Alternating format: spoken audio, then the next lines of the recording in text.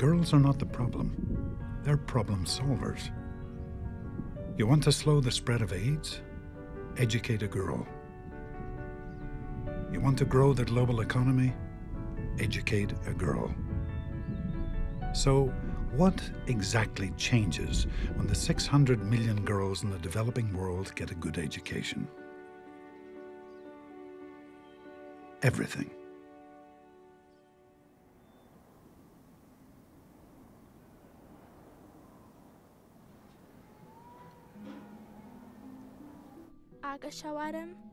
If my husband heard these words, he might kill me. So might my father, or my brother, or any one of thousands of my countrymen. Killed because I want to learn. Killed because I want to read. For uttering my own truth. Because I am a girl. Now that I am no longer a child, I cannot show you my face. I must wear the shroud of blue, a shell. I am a girl masked and muted. So, what can you truly know of me?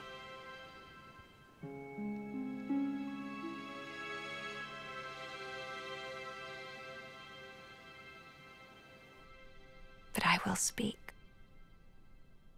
I will not be silenced.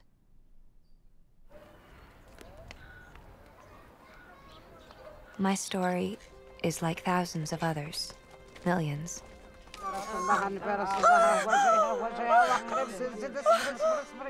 No one bothered to record the date of my birth. As a girl, I was considered unworthy of a record. I am told my mother burst into tears when she learned my sex. Set me aside in the dirt. She already had one son, but wanted another. Wanted the status of being a bearer of boys. My mother never learned to read or write. She's never opened a book, never written in a diary. Can't even decipher the scribbles on a bag of rice.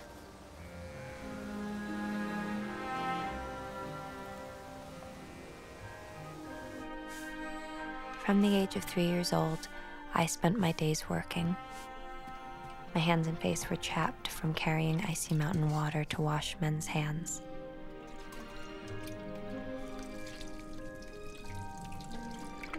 I woke before dawn, cleaned the house, washed the clothes, the dishes. I carried my siblings on my back until they were old enough to walk.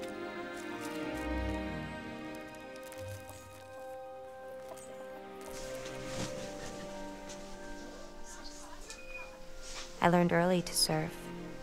I learned early that this is the way things were always intended to be for the women of my family.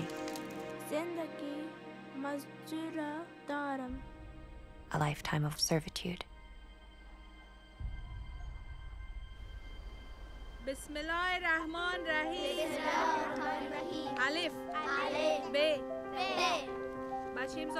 My happiest times were the few short years of my education. I learned to read and write on an old blackboard fixed to a crumbling stone wall. Girls in other parts of my country where the Taliban were in tight control weren't allowed to go to school at all. Weren't allowed to step outside their homes, so I was always aware of my privilege.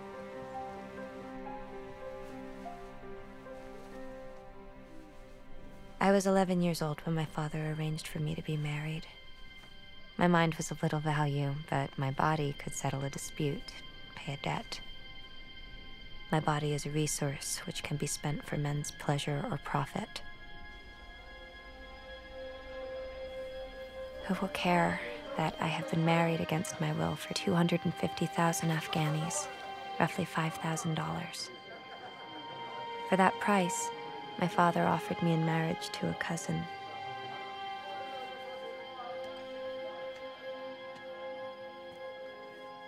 My empty-eyed mother approved the match.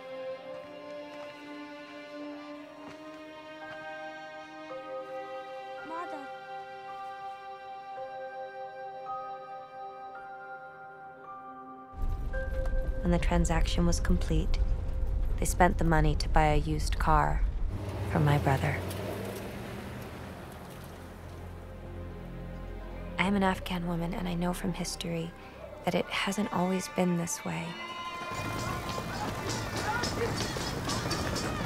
On my wedding day, I tried to think about all the many strong Afghan women before me.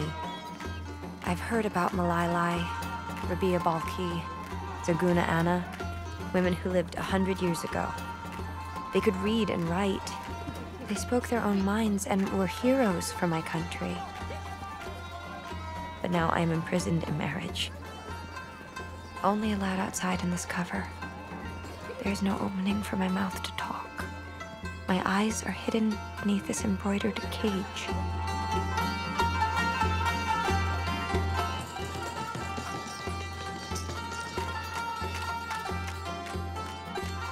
The first night of my marriage, my new husband barely spoke.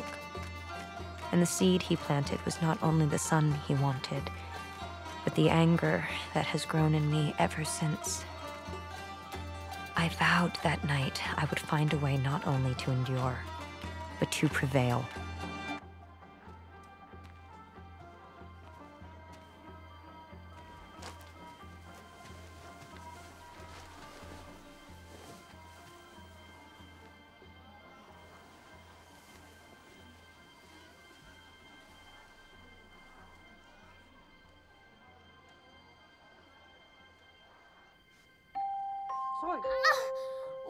The midwife who delivered my son without complications said I was one of the lucky ones. More women die giving birth in Afghanistan than any other place in the world. When I birthed the baby, praise Allah, a boy, I behaved dutifully. As I suckled his innocence at my breast, cupped his tiny feet in my hands, all I felt was impatience. Impatience because we are poor, because we are silenced, disenfranchised, beaten, cut, married as children, sold, raped. When we seek freedom, we are burned. When we speak the truth, we are stoned. When we go to school, we are bombed, poisoned, shot. Don't tell me it simply has always been so. I don't believe in your resignation. I refused ignorance long ago. Don't tell me you are on my side. Your silence has already spoken for you. Do not tell me the blame lies in my religion, in my culture, in my traditions. I have not forgotten my vow.